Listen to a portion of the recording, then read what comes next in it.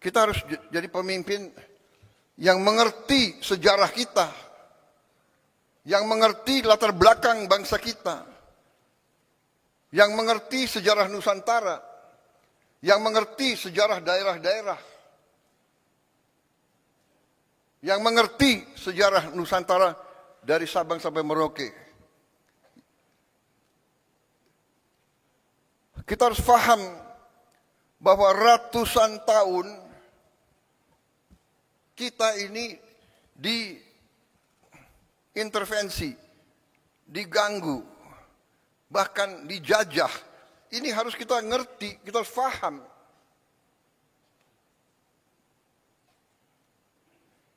Mereka yang melupakan sejarah akan dihukum oleh sejarah. Mereka yang melupakan sejarah akan terbelit dalam kesalahan-kesalahan yang dilakukan di masa lalu.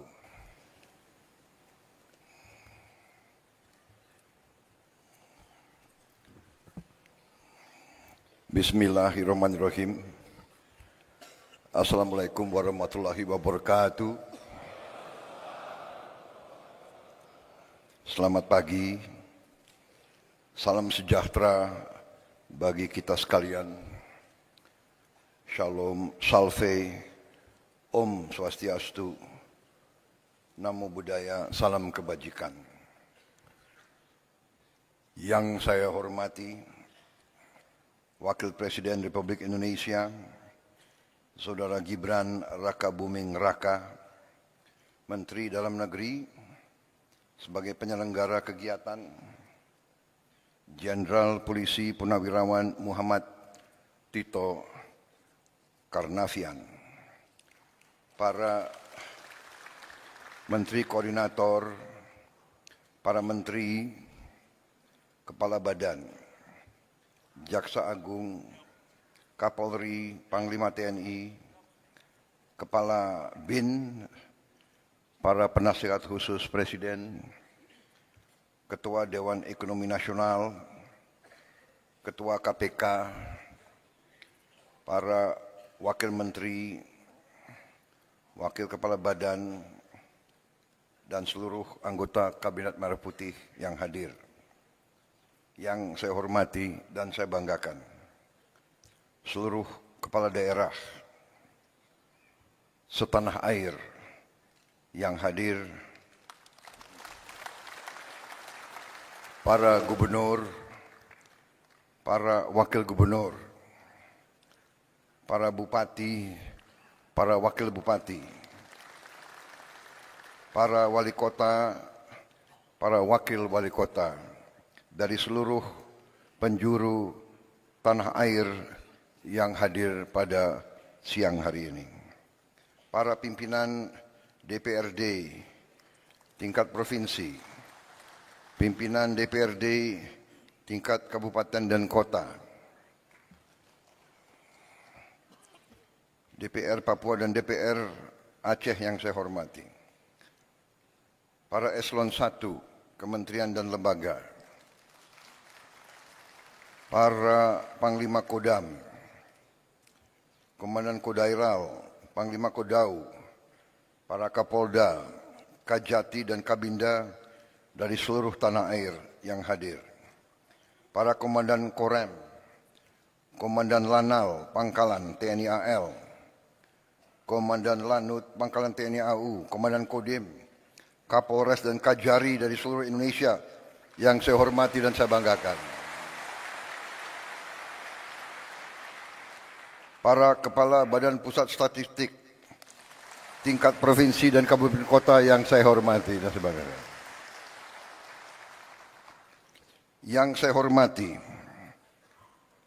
seluruh pimpinan instansi tingkat provinsi dan kabupaten kota, para hadirin undangan serta rekan-rekan pers dan media yang hadir.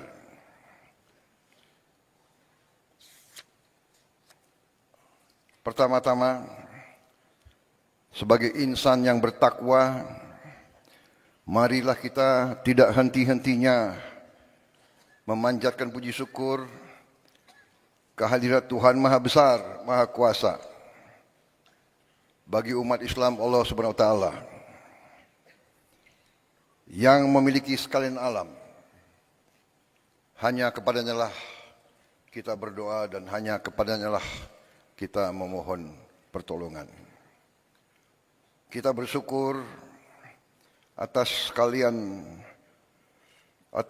segala karunia, atas kesehatan, kedamaian yang masih diberikan kepada kita. Selagi kita terus berdoa agar saudara-saudara kita yang terkena musibah di beberapa daerah seluruh Indonesia diberi pertolongan, diberi kebaikan secepat mungkin. Adalah kehormatan dan kebanggaan bagi saya untuk bisa hadir dalam acara istimewa ini, bertemu dengan saudara-saudara semuanya dari seluruh penjuru tanah air. Dalam kesempatan ini, saya menyampaikan penghargaan yang setinggi-tingginya kepada Menteri Dalam Negeri yang menyelenggarakan acara yang tertib seperti ini.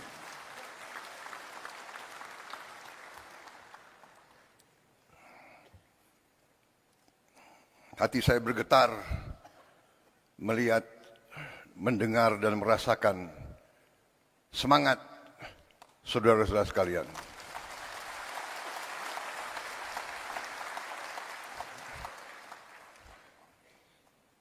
Kalau semangat saudara sungguh-sungguh berasal dari kalbu saudara-saudara sekalian yang paling dalam, masa depan bangsa kita, saya yakin aman dan saya yakin kita akan berhasil. Saudara-saudara, banyak yang selalu menilai, banyak dari luar bangsa kita yang mengatakan bangsa Indonesia adalah bangsa yang tidak mungkin. Indonesia is an impossible nation. An impossible nation. How can so many ethnic groups, so many races, religions be united? Mereka tidak bisa membayangkan bagaimana negara yang sekian banyak suku bangsa, kelompok etnis, sekian ras, sekian agama besar, ratusan bahasa, bisa berkumpul, bisa bersatu, bisa mengejar cita-cita dalam suatu kerangka negara kesatuan. Mereka tidak bisa bayangkan.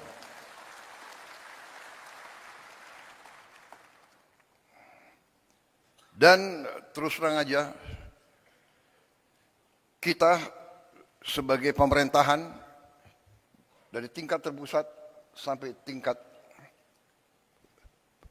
paling dekat sama rakyat, kita harus faham benar peran kita, tugas kita sebagai pemerintahan, sebagai pimpinan rakyat.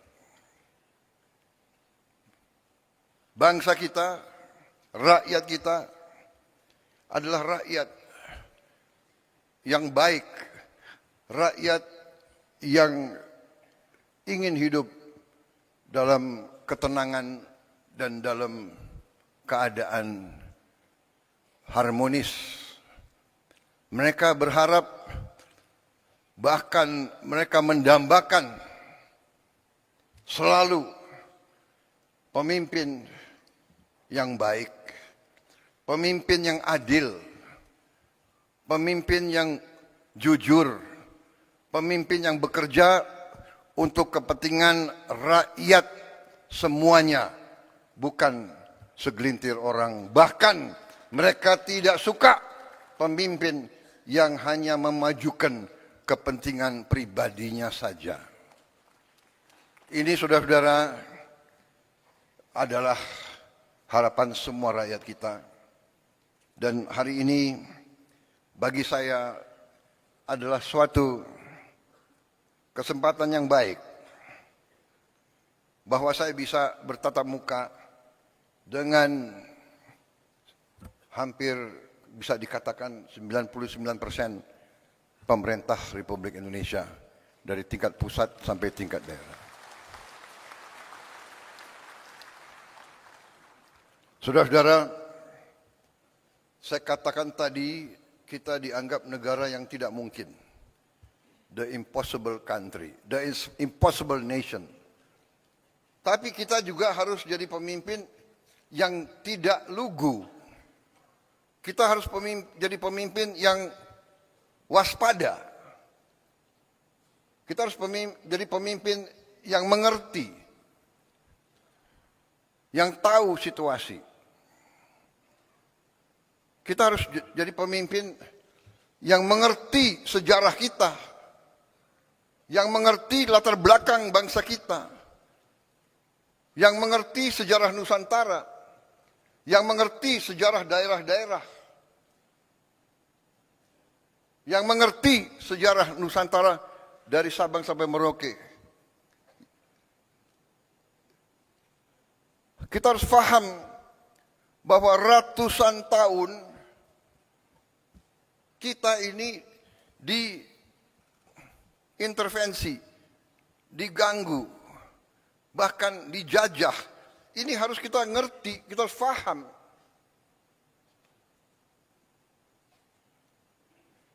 Mereka yang melupakan sejarah akan dihukum oleh sejarah. Mereka yang melupakan sejarah akan terbelit dalam kesalahan-kesalahan yang dilakukan di masa lalu. Kenapa saya mengatakan itu, saudara-saudara? Karena kita mendapat kesempatan hari ini, kita dapat kesempatan untuk melihat bagaimana dunia sebenarnya. Kita melihat sekarang negara-negara besar yang mengajarkan kita untuk demokrasi, untuk hak asasi manusia, untuk the rule of law,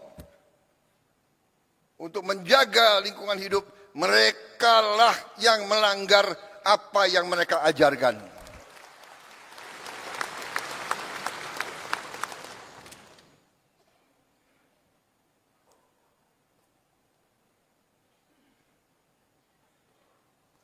Puluhan ribu wanita, orang tua, anak-anak tidak berdosa dibantai, dan banyak negara yang diam.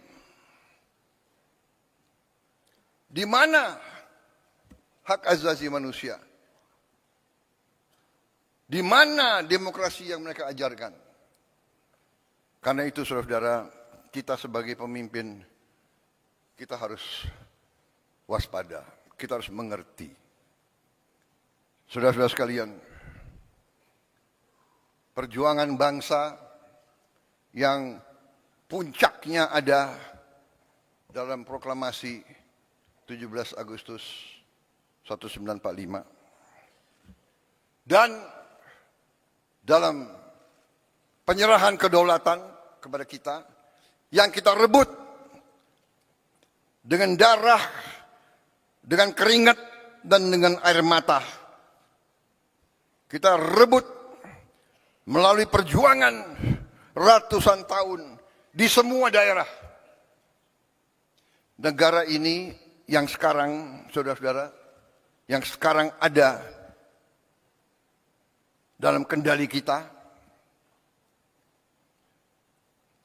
dibangun atas pengorbanan rakyat yang sangat besar. Karena itulah kita tidak boleh lupa bahwa adanya kita adalah untuk berbakti mengabdi kepada rakyat kita. Ini hal yang selalu mudah kita ucapkan, tapi harus kita buktikan. Saudara-saudara, karena itu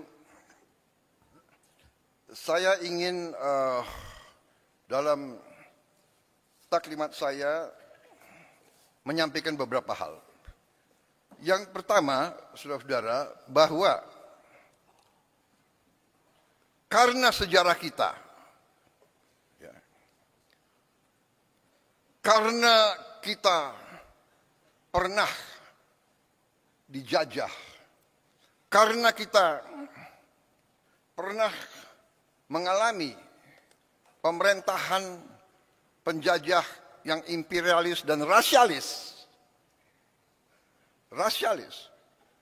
bahwa kita, rakyat kita, pribumi kita, pernah dianggap lebih rendah dari anjing. Anak-anak muda sekarang tidak merasakan. Saya masih melihat prasasti. Yang saya lihat satu prasasti tahun 76. Saya ulangi, tahun 78. Tahun 78, 28 tahun setelah kedaulatan kemerdekaan masih ada prasasti di kolam renang Manggarai waktu itu. Sayang mungkin dibongkar. Kadang-kadang kita tidak menghormati sejarah kita. Situs-situs bersejarah dibongkar. Ini para kepala daerah harus memikirkan. Saya mau tanya, di mana stasiun RRI yang digunakan oleh Bung Tomo waktu pertempuran 10 November? Apakah masih ada? Di mana situs-situs Majapahit? Saya dengar ada beberapa yang sudah jadi pabrik. Saudara-saudara. Jadi saudara-saudara, dengan masalah itu,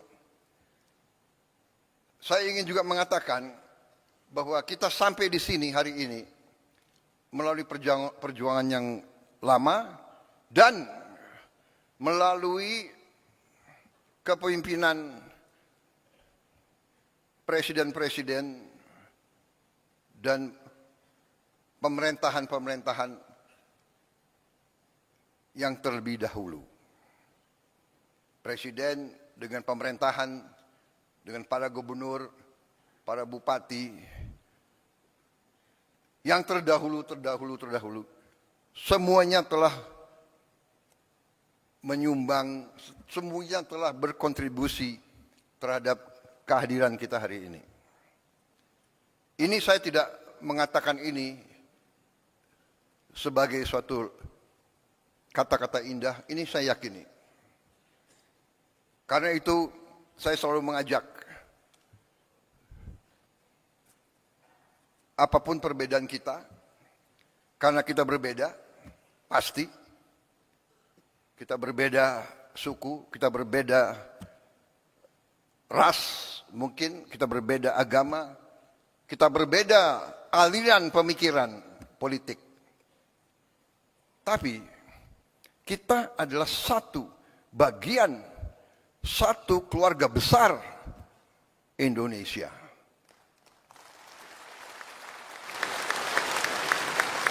Dan kita bersyukur,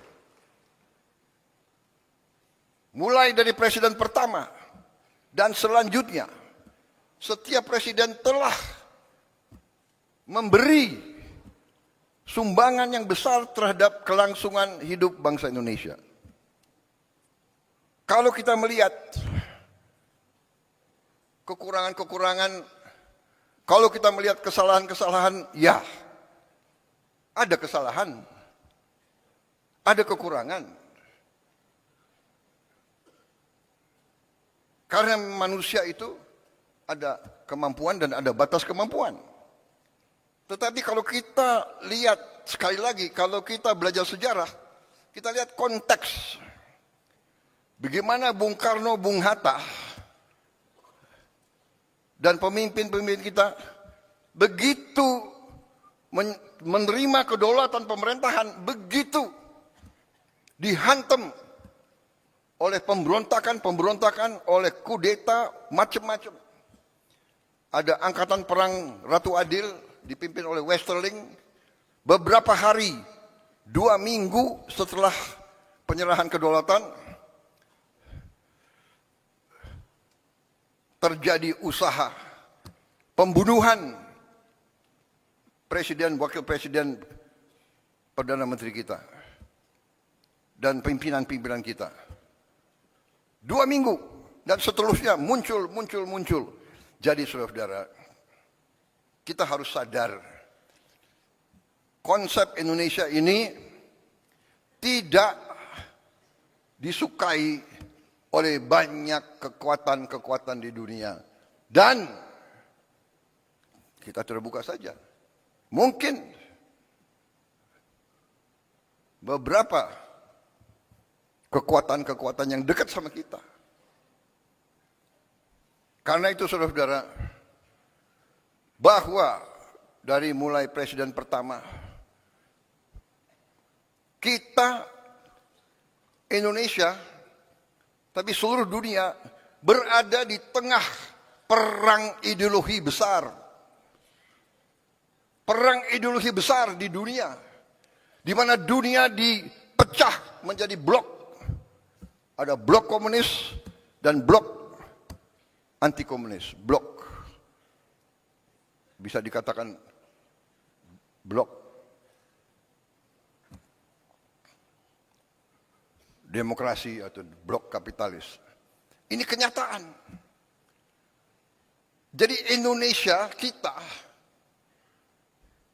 harus sadar bahwa kita tidak hidup sendiri. Perang Ukraina akan berpengaruh kepada kita.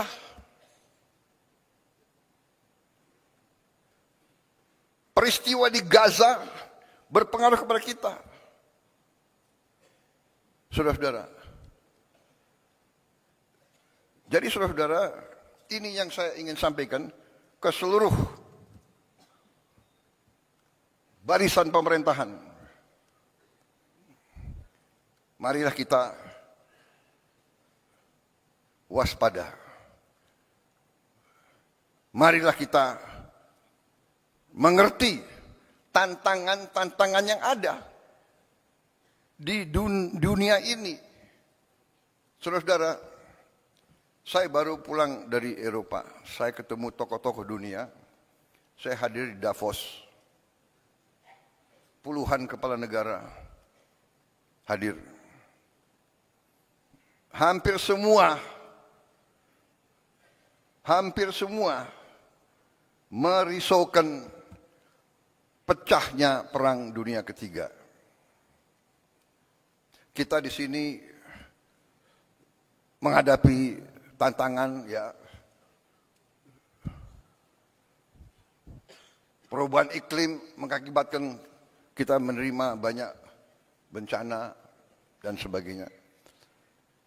Tapi sekarang di tingkat dunia mengkhawatirkan akan terjadi perang dunia ketiga. Saudara-saudara, ada simulasi. Kalau terjadi perang dunia ketiga, nuklir, kita yang tidak terlibat saja pasti kena. Kita akan kena partikel-partikel radioaktif. Mungkin ikan-ikan kita nanti akan terkontaminasi semua.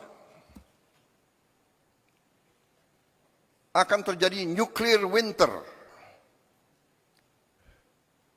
Karena debunya akan menutup matahari. Dan menutup mataharinya tidak 1 tahun, tidak 2 tahun, tidak 3 tahun. Para ahli mengatakan bisa winternya itu puluhan tahun.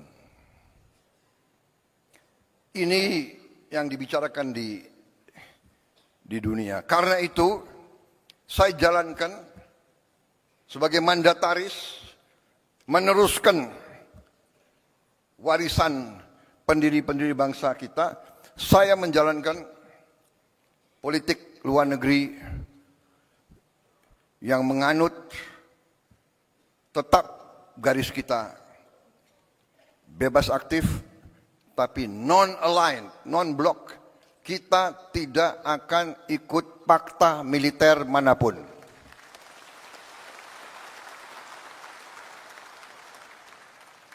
Saya katakan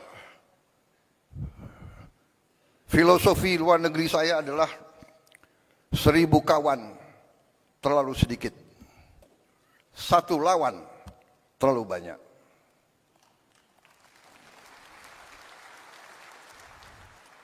Satu lawan, apalagi satu musuh. Itu garis kita. Tapi kita mengerti semua. Ya, kita mengerti semua. Kalau kita sungguh-sungguh mau non-blok, kalau kita sungguh-sungguh mau tidak terlibat dalam fakta, kalau kita sungguh-sungguh mau bersahabat sama semua, berarti kita sendiri. Kalau kita diancam, kalau kita diserang, tidak akan ada yang bantu kita, saudara-saudara. Percaya sama saya, nobody is going to help us. Karena itu dari awal Bung Karno mengatakan kita harus berdiri di atas kaki kita sendiri. Dan Panglima Besar kita yang pertama, Panglima Besar Sudirman mengajarkan kepada kita harus percaya kepada kekuatan kita sendiri. Saudara-saudara, dengan segala hormat kepada para pakar yang pandai dan pintar, yang punya banyak gelar, saya hormati mereka. Tapi dunia ini adalah keadaan nyata, bukan keadaan ideal. Saya selalu mengingatkan, mengajarkan yang berlaku di dunia ini sekarang adalah yang kuat akan berbuat apa yang mereka kehendaki. Yang lemah akan menderita. Itu yang kita lihat hari ini. Kita lihat di mana-mana. Jadi saudara-saudara, tugas saya sebagai presiden, sebagai pemegang kepercayaan rakyat yang disumpah, saya harus menjaga bangsa ini. Saya harus menjaga rakyat ini.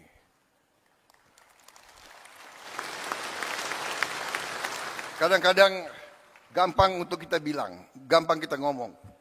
Tapi kadang-kadang tidak gampang untuk dilaksanakan. Kadang-kadang hati kita bergejolak.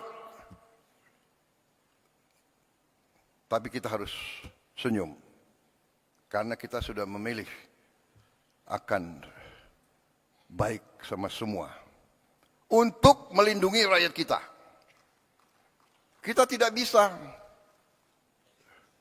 emosional. Kita tidak bisa terlalu idealis. Karena yang berlaku adalah dunia nyata, saudara-saudara. Karena kita tidak mau perang, kita harus siap untuk perang. Kita tidak niat mengancam siapa, tapi selalu mereka ganggu kita.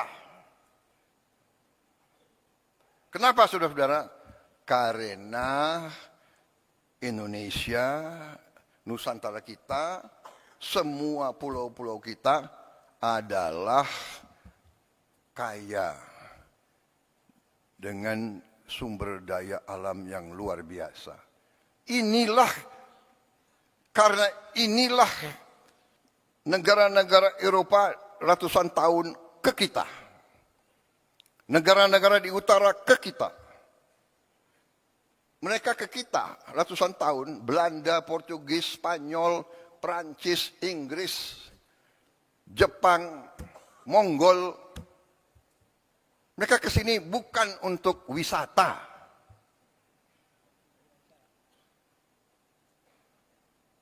Mereka pertama datang mau dagang.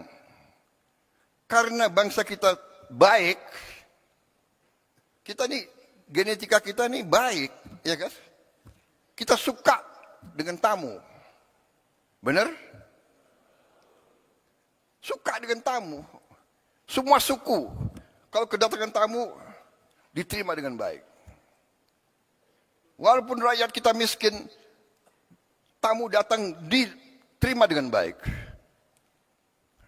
Kalau hanya bisa kasih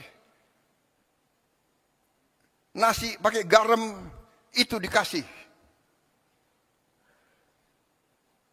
Presiden Singapura yang sekarang pernah cerita sama saya, waktu dia masa muda, dia sama istrinya keliling di Sumatera, di Sulawesi Selatan. Karena waktu masih muda, mereka apa itu? Backpacker ya. Backpacking. Jadi naik bus, numpang. Satu saat di tengah sawah, hujan badai, mereka kesasar. Tahu-tahu ketemu anak kecil membawa mereka ke rumah orang tuanya. Mungkin di Sulawesi Selatan, saya tidak tahu namanya apa, dukuh, ya, hanya kelompok 4-5 rumah. Diajak ke dalam, ketemu orang tuanya, ternyata ini Presiden Singapura cerita sama saya. Dia begini, saya tidak bisa lupa rakyatmu. Kami diajak duduk, mereka sangat-sangat miskin. Kami lihat dia hanya makan nasi sama lauknya pisang. Bapak, ibu, 2 anak, 2 tamu. Satu apa itu? Satu tampang beras, nasi, dengan pisang. Itu dibagi ke tamu dulu. Ini sifat bangsa kita. Saya mengalami sebagai perwira muda, prajurit muda, rakyat kita di mana-mana keluar memberi sesuatu yang bagi mereka sangat susah. Ini cerita Presiden Singapura 30 tahun yang lalu. Sekarang rakyat kita masih banyak yang hanya makan nasi, mungkin dengan daun singkong, mungkin hanya dengan garam. Saudara-saudara sekalian, karena itu kita hormati semua pendahulu, tapi kita harus faham bahwa kita masih menghadapi kesulitan. Kita masih menghadapi tantangan. Kita masih menghadapi kekurangan. Kita tahu bahwa rakyat kita masih banyak yang mengalami kesulitan hidup. Sekarang para ahli ekonomi, ya, ada istilah desil 1, desil 2, desil 3, desil 4, dan sebagainya. Dan kita ini kadang-kadang takut bicara apa adanya. Nggak mau kita mengakui. Kita nggak mau bilang miskin, nggak enak. Prasejahtera.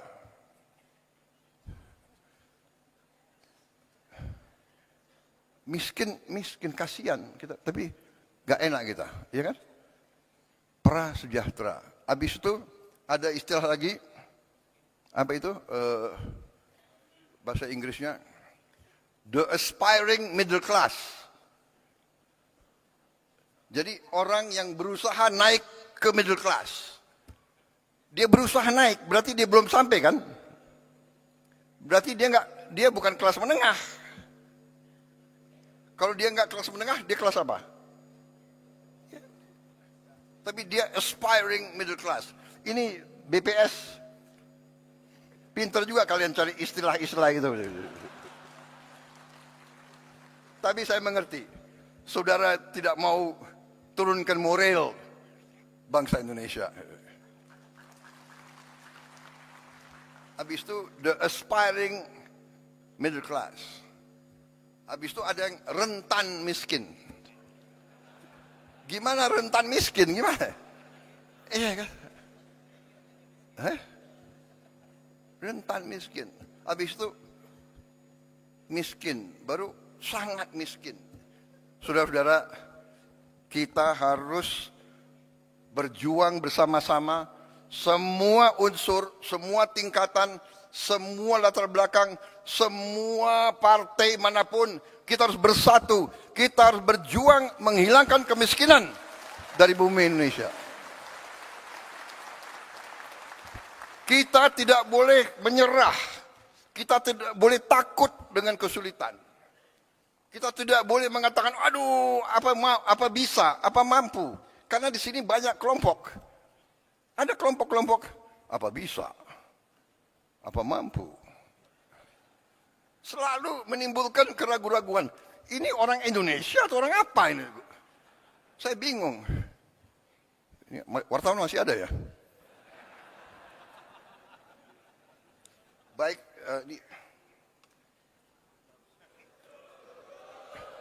enggak, ini baru pembukaan.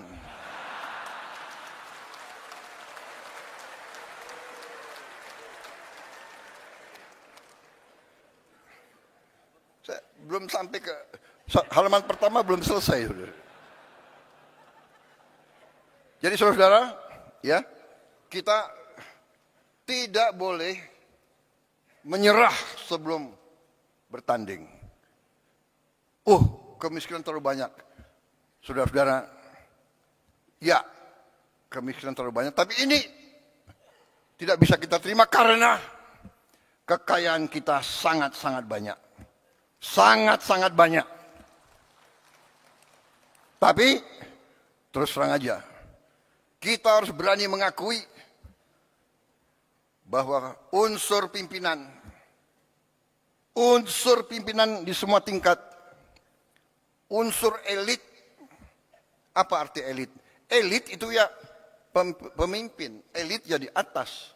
Ada elit akademis, para profesor, elit politik, para pemimpin politik, elit tentara polisi, para pimpinan tentara polisi, elit yudikatif, elit ya pemimpin.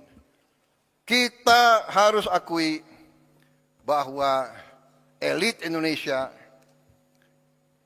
masih kurang dalam tugasnya menjaga dan mengelola kekayaan bangsa Indonesia. Dan ini sekarang saya gugah kita semua.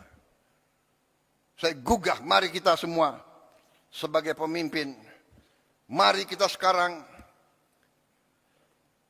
membulatkan tekad kita, membenahi diri kita dan unsur kita, dan lingkungan kita, dan lingkaran kita.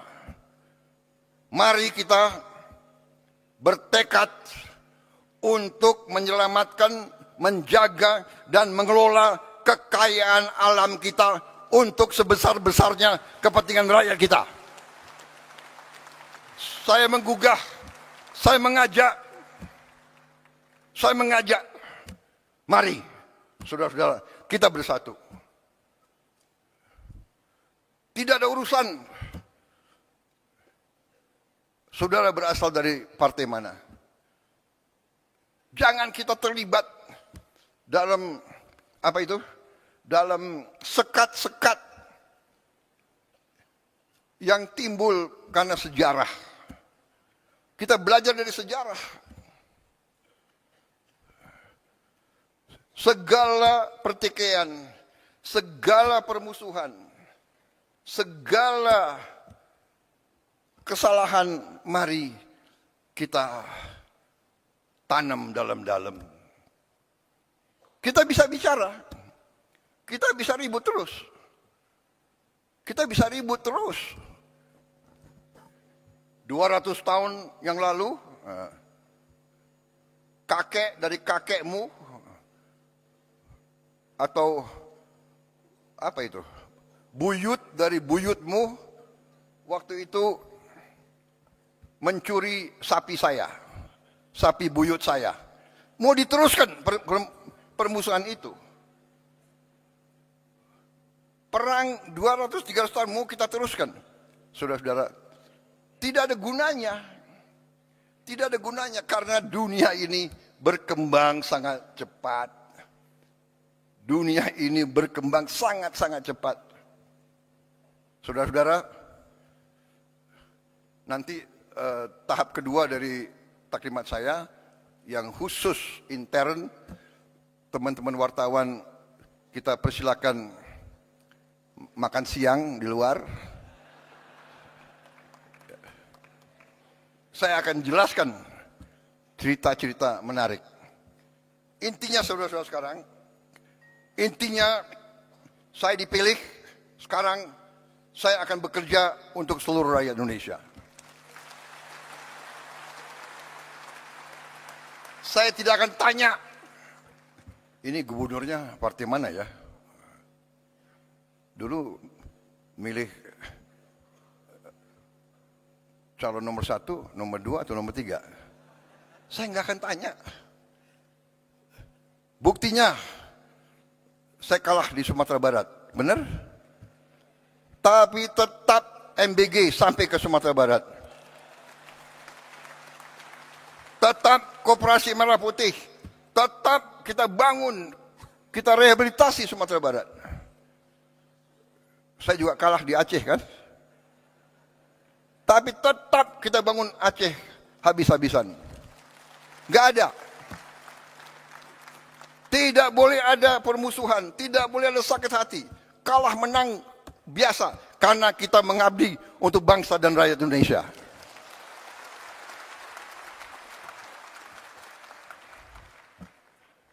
Saya nggak tanya, Pak Bursah, kau partai mana? Kan nggak saya tanya. Nggak saya tanya kan? Tetap saya dukung beliau. Benar. Karena istrimu kan Gerindra. Tapi saya nggak tanya dia. Saya nggak tanya dia. Kebetulan istrinya Gerindra. Nggak ada urusan saya. Kalau Gerindra brengsek, Gerindra pun saya tangkap. Saudara-saudara. Ya? Jangan macam-macam. Nggak ada itu. Kita semua bergerak. Jadi persaingan, pertandingan ya pertandingan. Kalau ada pemilihan harus ada pemilihan. 2 calon, 3 calon, 5 calon, nggak apa-apa, bagus. Tapi begitu selesai, sudahlah, kerja. Nah ini yang ini yang saya tawarkan. Ayo bekerja untuk rakyat. Pak Pram dari PDIP. Tapi tetap saya akan dukung sebagai gubernur DKI. Karena tugas saya, kewajiban saya adalah seluruh rakyat Indonesia, termasuk rakyat DKI. Walaupun gubernurnya partai lain, saya akan dukung beliau supaya DKI aman dan selamat. Kan begitu. Nanti 2029 ya terserah. Iya kan, gak apa-apa. Gak apa-apa, benar. Jadi saudara-saudara, saya sedikit jelaskan ya. Yang saya lakukan sekarang, yang saya tawarkan kemarin waktu saya dipilih sebelumnya adalah saya ingin dan saya punya dan saya menyebarluaskan sesuatu yang saya pelajari sekian puluh tahun sehingga saya membuat dan saya pelajari dalam negeri dan luar negeri. Saya keliling, saya kawan-kawan saya banyak. Saya keliling.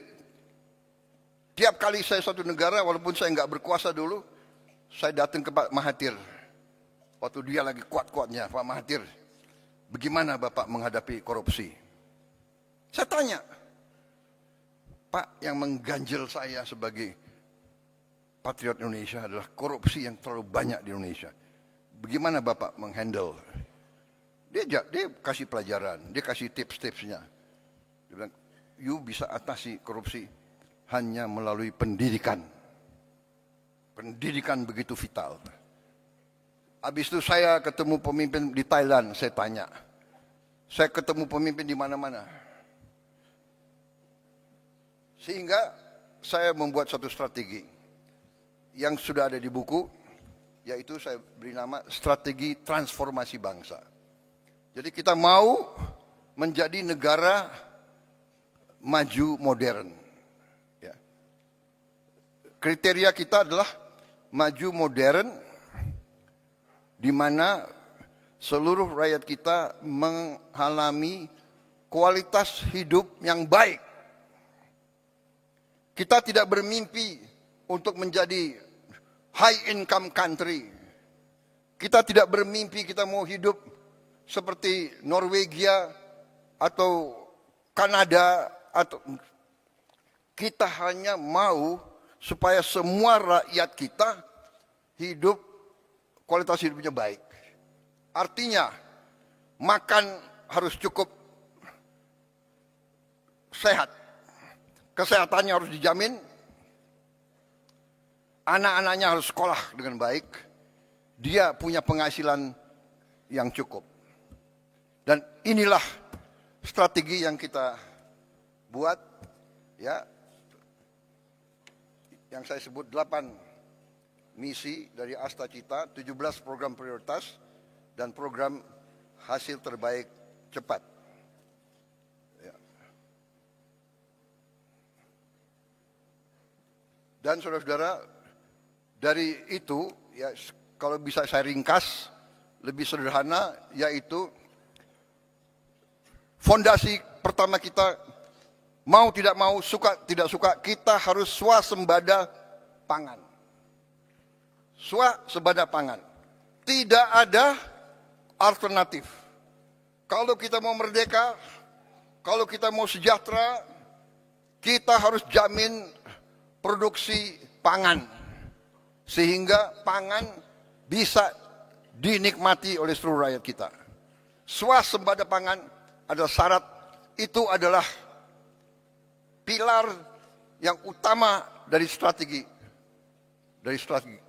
yang saya tawarkan dan saya jalankan sekarang. Saya ajak saudara, ayo sama-sama sebagai patriot bangsa. Tapi kalau kau tidak mau ikut saya tetap jalan terus.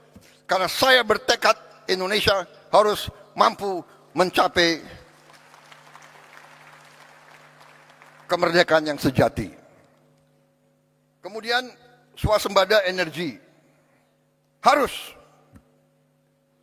Nanti ada kelompok, apa bisa? Bisa. Kita sudah hitung. Kita punya kelebihan-kelebihan luar biasa. Kenapa kelapa sawit bagi saya katakan itu miracle crop. It is a miracle crop. Ada kelompok nyinyir, kenapa kelapa sawit? Ya kan? Loh, Prabowo mau bikin kelapa sawit. Ya, untuk rakyat Indonesia. Karena kelapa sawit itu tidak hanya untuk minyak goreng. Saya ke dunia, keliling-keliling, hampir semua pemimpin negara minta ke saya, kami mohon Indonesia, tolong supply kelapa sawit, CPO. Saya ke Mesir, saya ke Pakistan, saya ke Rusia, saya ke Belarus, di mana-mana, tolong kelapa sawit, tolong. Artinya, it's a very strategic commodity. Karena dari kelapa sawit, kita bisa punya puluhan derivatif. Cat dinding dari butuh kelapa sawit. Makanan, roti, harus pakai minyak kelapa sawit. Dan nanti minyak kelapa. Dan sebagainya, dan sebagainya, dan sebagainya. Sabun. Berapa miliar rakyat dunia harus mandi tiap hari. Kecuali yang malas mandi.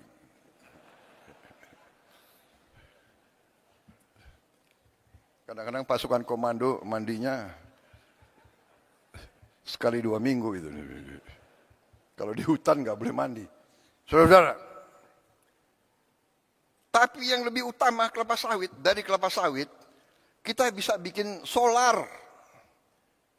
Jadi kita nanti biodiesel, biosolar itu akan membuat kita bebas dari ketergantungan luar. Ya, yang mau pakai bensin terus silakan. Ya orang kaya bayar aja, nggak apa-apa, harga dunia. Tapi rakyat kita bisa hidup dengan solar. Pesawat terbang, Aftur. Kita nanti produsen Aftur. Bisa yang terbesar di dunia. Aftur. Bahkan saudara-saudara, limbahnya kelapa sawit, jelantah itu bahan untuk Aftur. Sehingga, maaf, bangsa-bangsa lain, saya tutup, saya larang ekspor limbah kelapa sawit. Ekspor jelantah. Harus untuk kepentingan rakyat Indonesia dulu. Baru. Saudara-saudara, swasembada energi, swasembada pangan, baru kita harus merubah aliran uang yang dari desa ke kota, ke ibu kota dan ke luar negeri. Kita harus hentikan, membalikan. Antara lain dengan makan bergizi gratis. Anak-anak kita harus makan cukup. Dan alhamdulillah hari ini, tadi malam saya cek Kepala Bagian, kita sudah mencapai 60 juta penerima manfaat. 60 juta dalam 1 tahun. 1 tahun 4 bulan, 5 bulan. 60 juta. Tidak ada yang menduga kita mampu. Tidak ada yang menduga. Banyak bahkan orang-orang hebat meramalkan pasti gagal. Ya. Sekian ribu keracunan. Kita makan di restoran paling mahal aja di Jakarta ada yang keracunan. Kalau kita jumlahkan berapa ribu yang keracunan dibandingkan berapa miliar makanan yang sudah kita bagi, statistiknya adalah 0,008 atau 7. Artinya apa? Artinya 99,99 usaha MBG harus dinyatakan berhasil.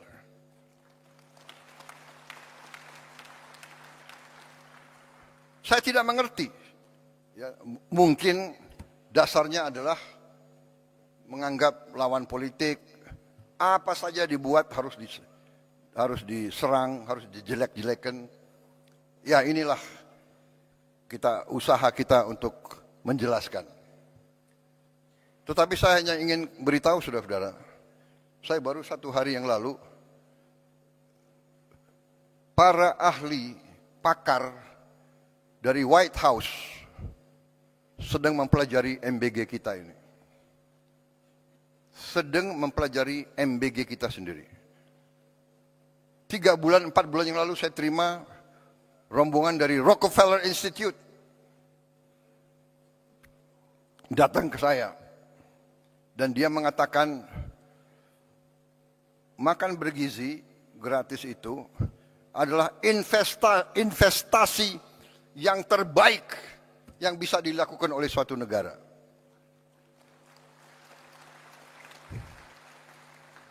$1 $1 atau 1 rupiah yang kita keluarkan untuk makan bergizi akan menimbulkan lipat ganda minimal 5 kali. Dan dalam jangka panjang akan menjadi 35 kali investasinya itu. Saudara-saudara, ada kecenderungan para orang pintar kita lebih percaya orang asing daripada bangsanya sendiri. Jadi, ya, cek aja ke Rockefeller Institute. Karena mereka nggak akan percaya dengan orang-orang ini. Saya nggak ngerti. Saya nggak ngerti mereka itu pemikirannya kayak apa. Tapi tetap harus kita ajak bicara. Saudara-saudara, saya nanti, saudara mungkin 2-3 minggu lagi, ya kalau saya bicara di sini saya harus bertanggung jawab. Ini media, ini cover saya. Banyak lagi nunggu. Kalau bisa, wah ini blunder apa lagi Prabowo akan bicara gitu. Iya kan? Sorry ya.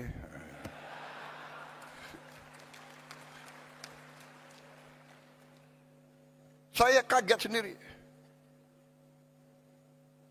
Menteri Kesehatan, you boleh cek. Kan ini direkam. Secretary of Health dari Amerika Serikat, saya dapat berita, ingin jumpa dengan saya, ingin bertanya tentang MBG. Saudara-saudara. Dan MBG kita ini sudah sampai 60 juta hari ini. Kita akan mencapai 82 juta paling lambat Desember 2026. Paling lambat. Dengan kondisi sekarang saja, hari ini MBG telah ada dapur ya SPPG yang sudah operasional 22.275 dapur operasional. Dalam proses penilaian dan pengajuan 13.829. Dengan 22.000 saja, sekarang kita sudah menciptakan lapangan kerja 1 juta. 22.000 kali 50 orang. Yang digaji tiap hari. Sudah kita ciptakan lapangan kerja 1 juta. Dan 22.000 dapur itu membutuhkan pemasok tomat, wortel, sayur, telur, ikan, ayam, daging, dan sebagainya. Di tiap desa, tiap dapur menimbulkan pemasok bisa sampai 10, bisa sampai 20 orang. Itu nanti di ujungnya kalau kita sampai 82 juta, kita akan menciptakan 3 sampai 5 juta lapangan kerja. Saudara-saudara. Kita semua faham rakyat kita butuh pekerjaan.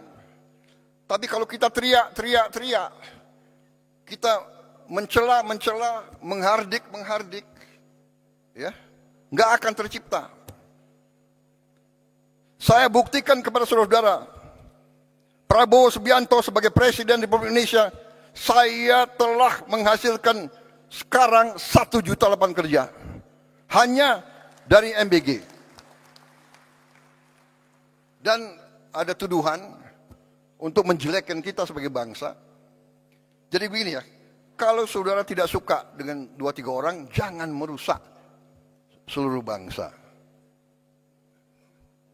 Kalau tidak suka sama Prabowo, silahkan. 2029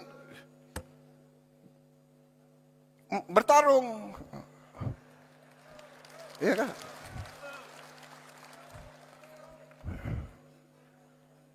sedikit-sedikit mau demo.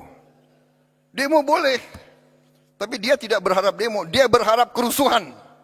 Dan kerusuhan itu mencelakakan bangsa dan negara. Saudara-saudara, kerusuhan mencelakakan bangsa dan negara. Bakar-bakar, bom molotov, saya katakan itu membahayakan. Itu pidana. Saya tidak ragu-ragu. Kalau demo silakan, tapi mau bagaimana mau demo? Kamu 5.000 kali demo, tidak akan ada satu pabrik dibuka. Jadi kelompok-kelompok ini sadar atau tidak sadar, saya yakin mereka dikendalikan oleh kekuatan asing. Yakin saya. Yakin saya dan saya punya bukti.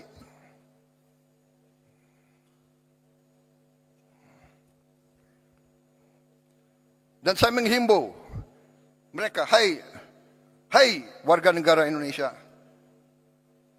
apakah kau tidak kasihan sama rakyatmu?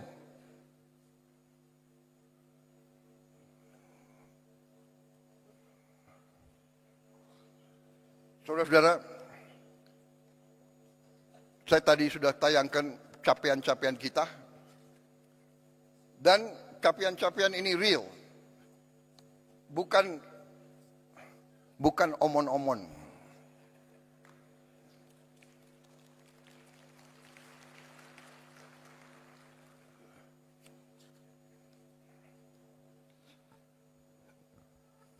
Kita telah bentuk dana Sovereign Wealth Fund. Saya telah menghimpun semua kekuatan milik negara dalam satu manajemen, satu pengelolaan yang nilainya adalah 1 triliun US dollar. Terus lengkapnya adalah 1040 miliar dolar aset under management. Saudara-saudara, tadinya terpecah-pecah dalam 1040 perusahaan. Bayangkan nggak? Siapa yang bisa manage 1000 perusahaan? Ini akal-akalan. Saya katakan, pimpinan-pimpinan BUMN yang dulu harus bertanggung jawab. Jangan enak-enak kau. Siap-siap kau dipanggil kejaksaan.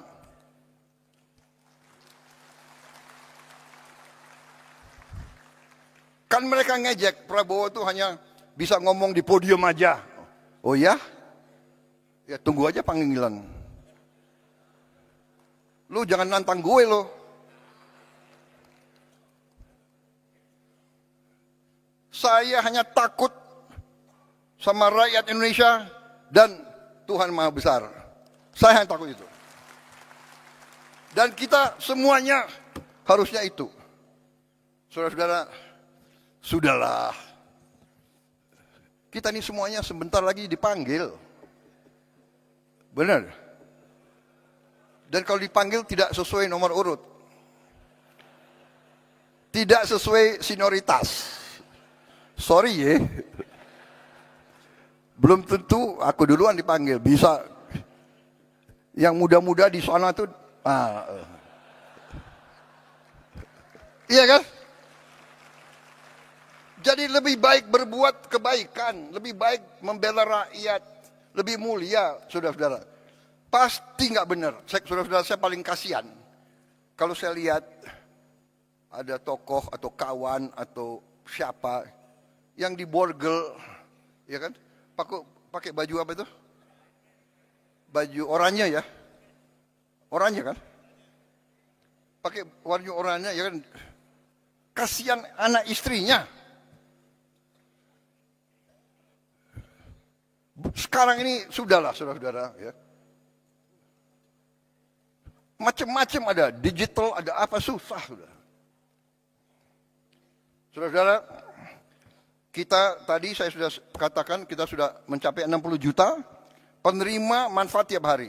Ibu hamil kita antar makanan. Coba tanya di dunia ini. Saudara-saudara kita nih sekarang jadi role model, kita mau dipelajari. Ibu hamil diantar makanan, orang lansia, orang tua yang hidup sendiri diantar makanan. Kasih lihat, kasih tahu saya negara mana. Dan saudara mungkin ada yang percaya nggak? Tapi nanti saya juga kaget loh. Kok White House mempelajari makan bergizi kita ini? Saudara-saudara, kita sudah mencapai total makan yang kita produksi 3 miliar ya. 3,7 miliar.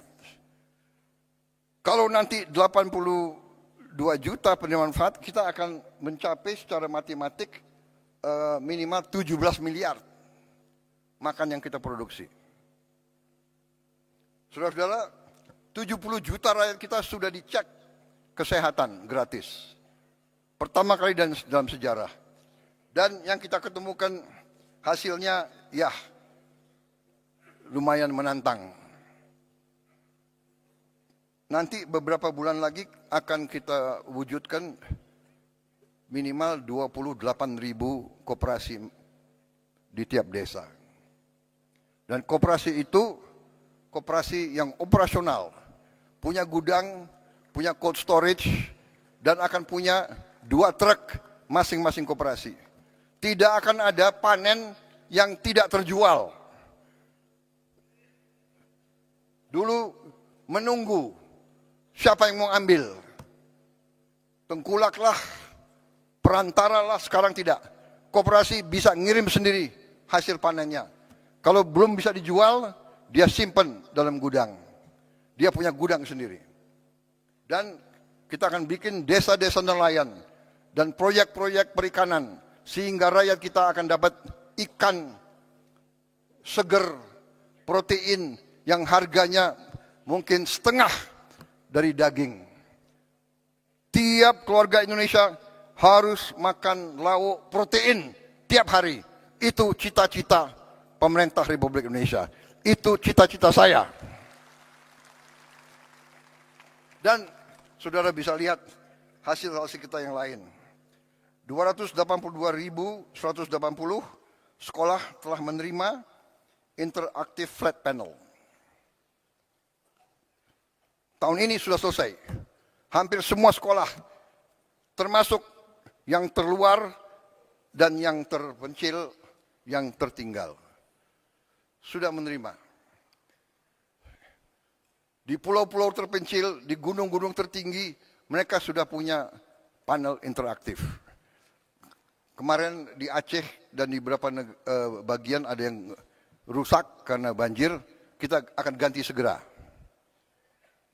Tahun ini kita akan lengkapi, kita harap ini cukup untuk 1 kelas tiap sekolah. Tahun ini saya tujuannya adalah tiap sekolah minimal dapat 2 lagi, minimal. Sehingga nanti dapat 3 kelas. 3 ruang kelas. Mudah-mudahan 4 ruang kelas. Akhir 2008-2009, setiap ruang kelas di seluruh Indonesia akan punya interaktif digital panel. Artinya apa? Kita bisa mengajar dari Jakarta. Sekolah-sekolah yang gurunya kurang, yang guru matematiknya kurang, guru bahasa Inggris kurang, guru fisika, guru biologi, kita bisa menerima pengajaran dari pusat interaktif. Saya sebetulnya nanti ujungnya saya bisa lihat ruang kelas gurunya ada atau tidak.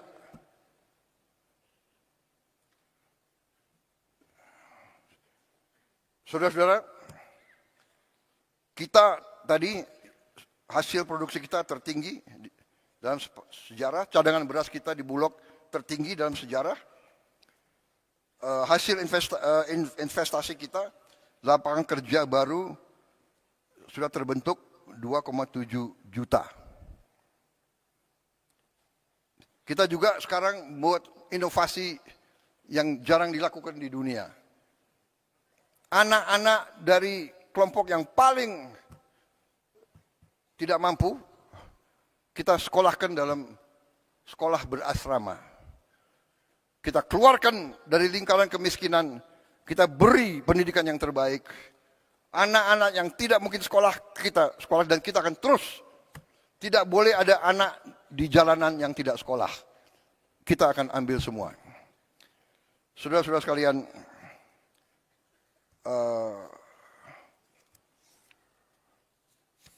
saya kira sudah.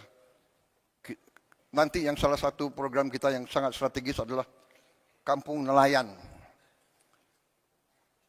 Ada 12 juta kampung nelayan, kita akan modernisasi. Setiap kampung nelayan akan kita bikin jetty, dermaga kecil. Kita juga beri pabrik es, kita juga beri cold storage, dan kita bantu kapal-kapal ikannya. Kapal ikan yang 5 GT, beberapa. Nanti kapal ikan yang lebih besar, 30 GT, kita harap tiap desa akan dapat satu. Artinya apa? Nelayan-nelayan kita bisa melaut lebih lama, penghasilan mereka naik, dan kita sudah punya pilot project di Biak yang telah terbukti meningkatkan hasil petani hampir 60% peningkatannya. Saudara-saudara, demikian adalah hasil-hasil kita. Baru sekelumit, masih banyak lagi hasil kita, tapi itu highlight ya. Kita telah berbuat banyak. Yang paling strategis nanti saya kira adalah Danantara. Sekarang kita tidak ke luar negeri minta-minta investasi. Kita mengajak. Dan kita punya kemampuan sekarang. Jadi tadi saya sampaikan pokok-pokok yang harus kita mulai, kita laksanakan adalah hilirisasi. Hilirisasi tahun ini ada 18 proyek hilirisasi prioritas 2026. Industri smelter aluminium, industri stainless steel slab, industri oleoresin, industri ikan filet tilapia, modul surya terintegrasi, industri gasifikasi batubara, industri copper rod, wire and tube, industri oleo food, kelapa sawit, industri karaginan, rumput laut, industri bayu aftur dari jelantah, industri aspal, industri besi baja, industri nata de coco, MCT, dan tepung kelapa. Dari kelapa kita akan bangun kilang minyak. Masa minyak kita kirim keluar ke kilang minyak, habis itu kita import lagi, ya kan? Industri mangan sulfat, industri chemical grade alumina, industri klor alkali plant, oil storage tanks. 18 proyek ini akan ciptakan 276.000 lapangan kerja berkualitas dengan investasi rupiah 618 triliun. Ini tahun ini akan kita mulai. Tapi sebelum itu saya ingin sampaikan kepada para kepala daerah bahwa masalah bangsa ini sekarang adalah juga yang sangat krusial adalah masalah sampah.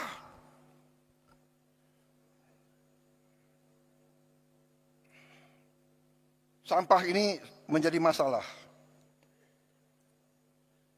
Diproyeksi hampir semua TPA sampah akan mengalami over capacity pada tahun 2028, bahkan lebih cepat. Untuk itu, tahun ini kita akan buka 34 proyek pembangunan waste to energy di 34 kota. Ini saya minta groundbreaking berapa bulan ini dilaksanakan. Ini kita perkirakan 2 tahun lagi sudah berfungsi. Ini investasi cukup besar. Totalnya itu hampir $3,5 miliar untuk 34 titik itu.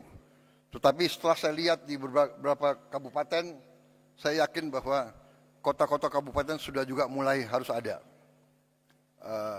Dan ini sudah ada inisiatif beberapa bupati, improvisasi, ini sedang kita pelajari, mungkin bisa saling menukar pengalaman.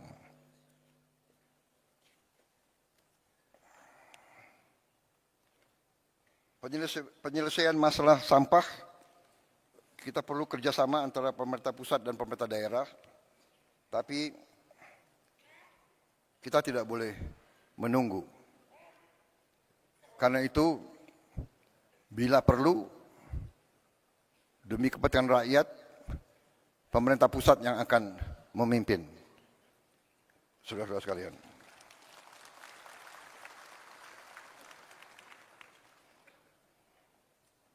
Saudara-saudara sekalian, saya ingin sekarang membahas masalah juga yang penting. Salah satu masalah tadi kita lihat sampah di mana-mana, ya. Ini harus kita selesaikan.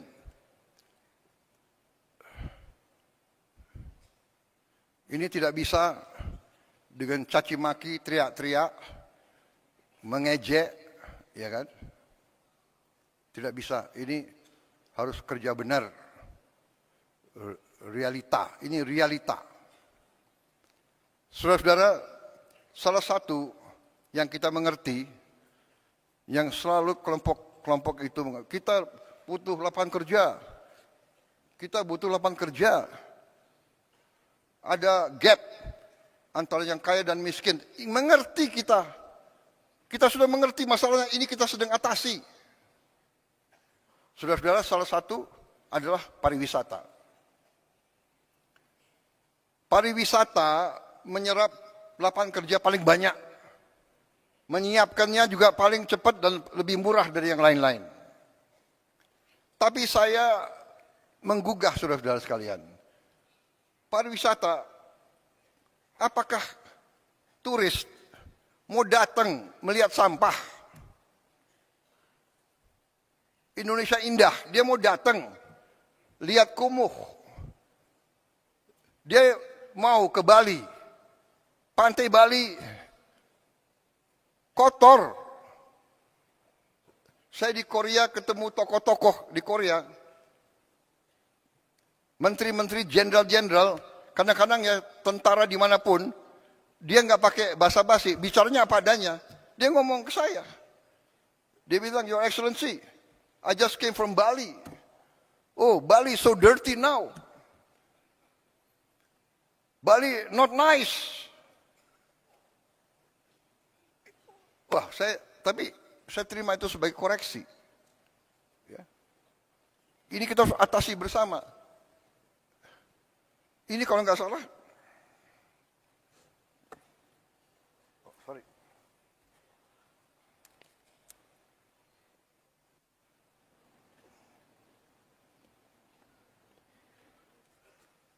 sebetulnya saya sudah memenuhi syarat sebagai lansia.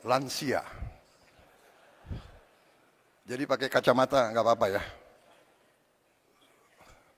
Nah, ini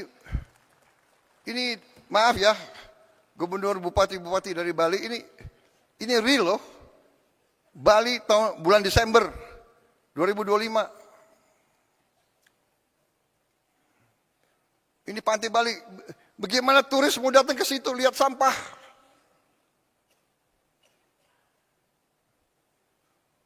Gubernur, bupati, SMA, SMP, SD, di bawah kendali saudara.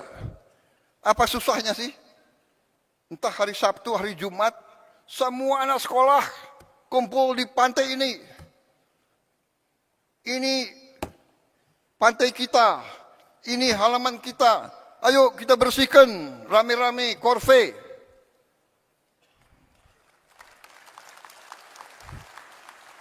Apa salahnya?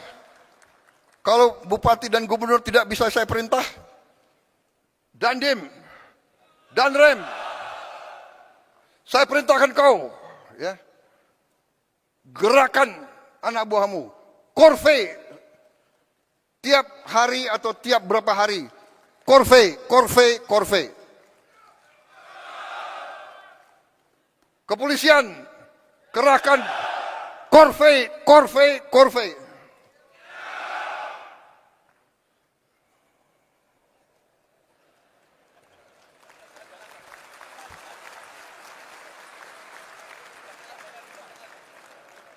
Dan antara semua BUMN,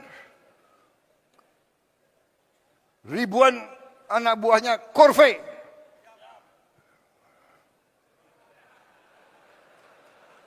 Saya tidak mau lihat plastik atau sampah di sekitar kantor-kantor BUMN.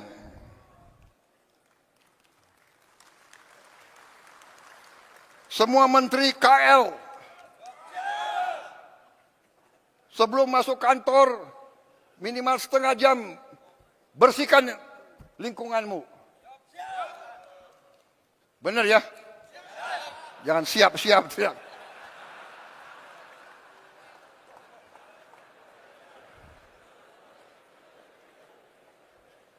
Minimal setengah jam pagi-pagi sebelum masuk kantor. Kalau perlu menterinya mimpin. KL semua itu. Semua kantor. Ya. Kita ini sekarang harus menyatakan perang terhadap sampah.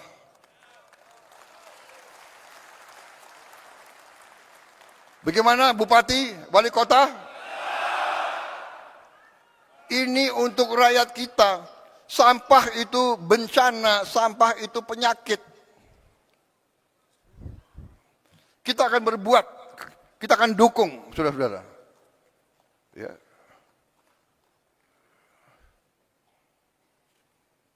Ini 34 kita segera mulai. Begitu ada uang, kita arahkan ke sini juga. Bagaimana kita mau jual, kita mau harapkan pariwisata, kalau lingkungan kita nggak benar, ya, jorok, kotor. Saudara-saudara, dalam waktu dekat,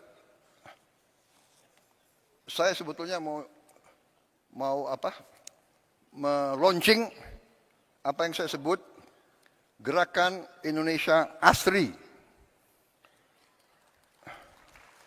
Aman, sehat, resik, indah. Resik saya tanya artinya apa? Artinya bersih, tertib, dan sebagainya. Ini hanya suatu katakanlah nama, tapi wujudnya tadi, ya. Semua instansi pemerintahan harus memimpin korve. Anak sekolah gak apa-apa. Pagi-pagi 10 menit, 15 menit, setengah jam. Kalau ratusan ribuan itu, cepat itu. Ya, modalnya nanti apa? Modalnya gerobak-gerobak, truk-truk, sampah, dan sebagainya. Kemudian salah satu dalam rangka indah, saya lihat, saudara-saudara, semua kota kecamatan, hampir semua desa kita, sekarang maaf ya, terlalu banyak genteng dari seng. Seng ini panas untuk penghuni, seng ini juga bekarat. Jadi tidak mungkin Indonesia indah kalau semua genteng dari seng. Maaf saya tidak tahu ini dari dulu industri aluminium dari mana ya. Maaf, bikin yang lain-lain deh. Saya ingin semua atap Indonesia pakai genteng.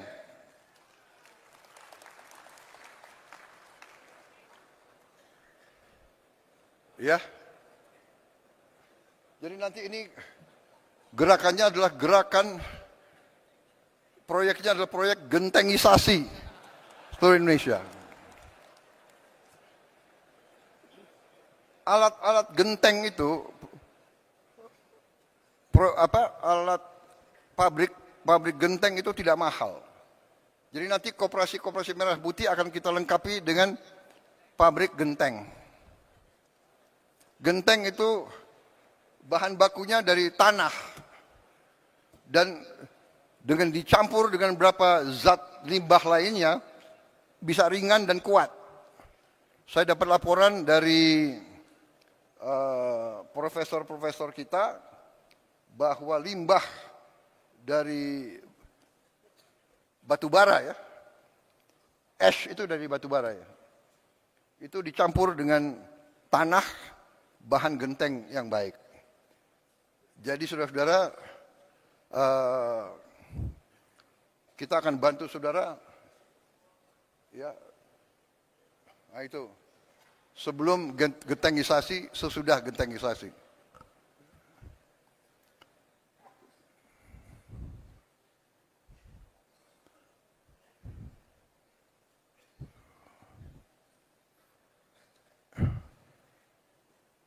Ini serius ya. Bupati wali kota yang tidak mau kotanya indah, terserah. Yang mau, ayo bersama kita. Bikin kotamu indah, bikin kecamatanmu indah, bikin desamu indah. Bagaimana? Saudara-saudara, mungkin hal ini nggak ada di buku. Tapi kalau kita ingat, nenek kita, kakek kita, atasnya itu dulu pakai rumbia, atau pakai ijuk, atau pakai sirap. Benar kan? Atau pakai bahan-bahan dari alam. Jadi sejuk.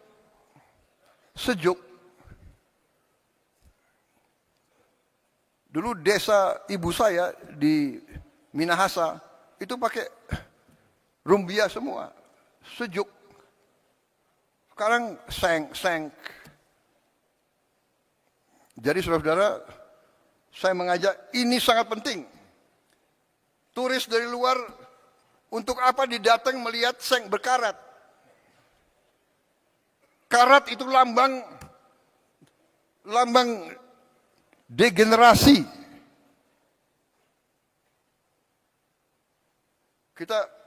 Saya berharap dalam 2-3 tahun Indonesia tidak akan kelihatan karat. Karat adalah lambang degenerasi. Bukan lambang kebangkitan. Indonesia bangkit. Indonesia harus kuat. Indonesia harus indah. Rakyat kita harus bahagia. Saudara, saya kira ini dulu untuk tahap pertama.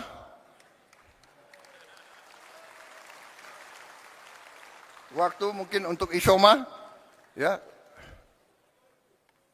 Nanti kembali saya kasih beberapa pengarahan yang mungkin khusus untuk para pemerintah saja. Terima kasih untuk sementara. Saya break dulu. Saya sudah bicara tadi berapa lamanya? 2 jam ya? Ya, tahap yang kedua ini tidak akan 2 jam. Mudah-mudahan. Saya berusaha 1 jam lagi ya. Tapi sekarang kita break, Isoma. Kita bisa istirahat sebentar, nanti kita kembali lagi. Mendagri yang atur ya. Mendagri kemana nih?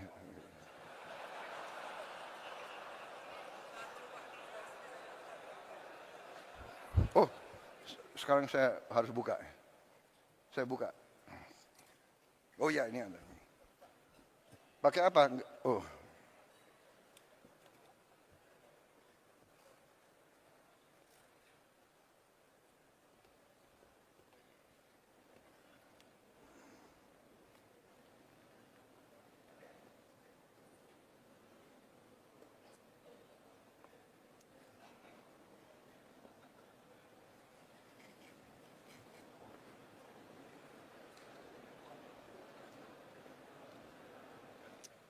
Ya, oke. Sebentar lagi saya akan resmi buka.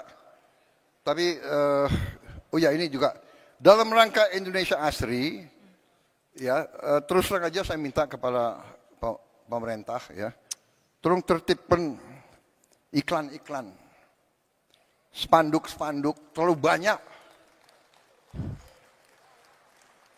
Kalau saya ke Balikpapan dan saya ke Banjarmasin, hampir nggak berbeda.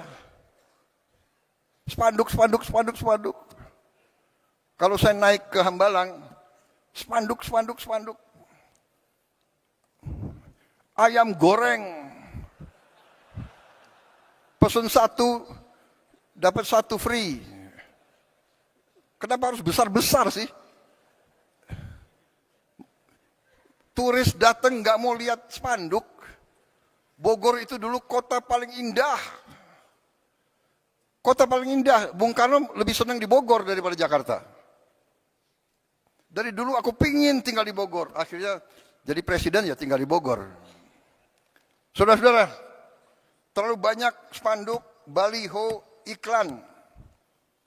Tolong ditertibkan. Ajak bicara pengusaha, Kadin, HIPMI, ya kan?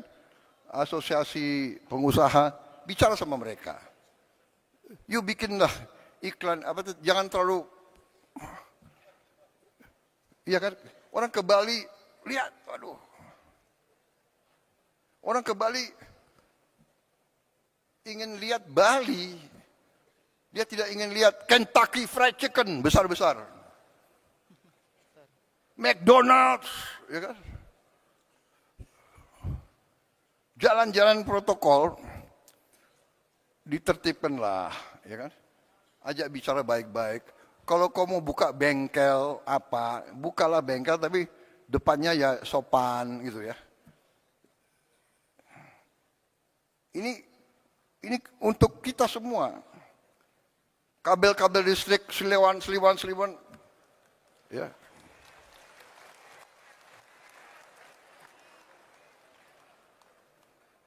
Baik, ini saya dapat apa? Pointers dari staff. Saya sekap. Mohon izin Pak, wartawan masih di lokasi.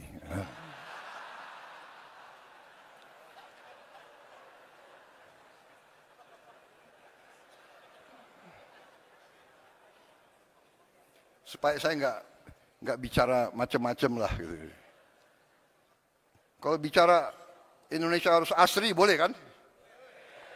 Baik, terima kasih. Kita break dengan mengucap Bismillahirrahmanirrahim. Pada pagi hari ini, Senin 2 Februari 2026, saya Prabowo Subianto, Presiden Republik Indonesia, dengan ini secara resmi saya nyatakan Rapat Koordinasi Nasional Pemerintah Pusat dan Daerah tahun 2026 secara resmi dibuka.